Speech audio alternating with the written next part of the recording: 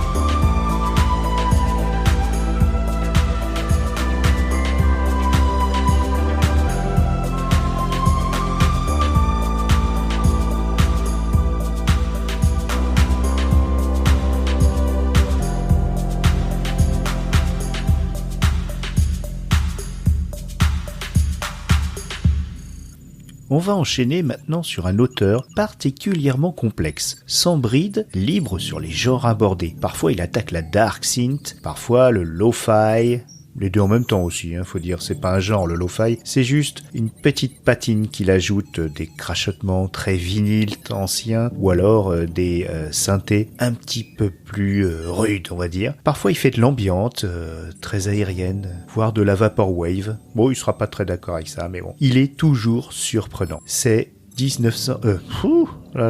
mais non, je me trompe de siècle, je me trompe de millénaire, il s'agit de 2984. Vous pouvez écouter son interview très intéressante dans le podcast Les Notes de ma vie. Et voici son titre Adieu, qui figure sur son album Fin, assez pléthorique, un vrai coffret à bijoux. Ah oui, Adieu, c'est le titre, ne partez pas.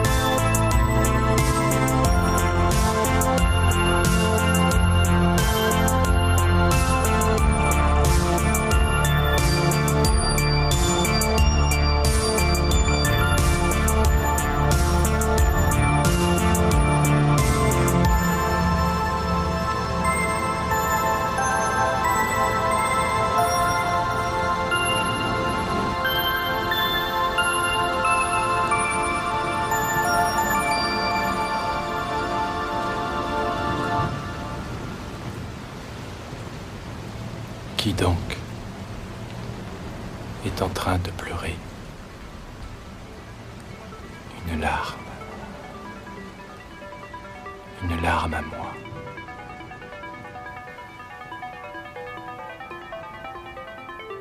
La dernière. Donc, nous venons d'écouter de 1984. Ah, j'entends la submersible, le balados-caf de Miss Taniguchi qui arrive. Alors, un dernier morceau pour clore cette émission. Souhaitez-moi bonne chance avec la belle, hein? Ouh, j'ai les jambes qui flageolent, moi. Écoutons plutôt Exploring Extraterrestrial Life Escape de Jérôme MLK. Lui, je l'ai rencontré pour de vrai. C'est un amour de gars qui se met en quatre pour donner sa teinte sonore à divers projets. N'oubliez pas la description de l'épisode qui regorge de références. Oh là là là là, mais où c'est que j'ai mis mon... Je l'ai mis où le bouquet? Ah, il est là. Bon, alors, Jérôme MLK, il est super talentueux. Son SoundCloud est bourré de super morceaux. Allez, vive les autoproduits. Continuez les gars, on vous soutient. Ciao ciao, bonne Saint-Valentin.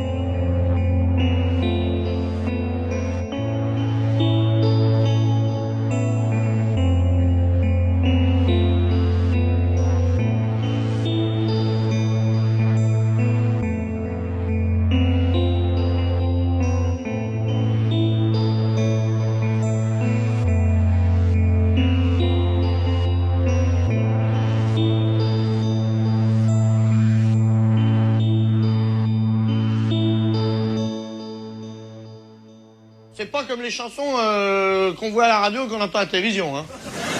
Alors c'est même comme ça qu'on les reconnaît, celles qui peuvent passer à la télévision. Hein. C'est parce qu'elles ont rien à dire.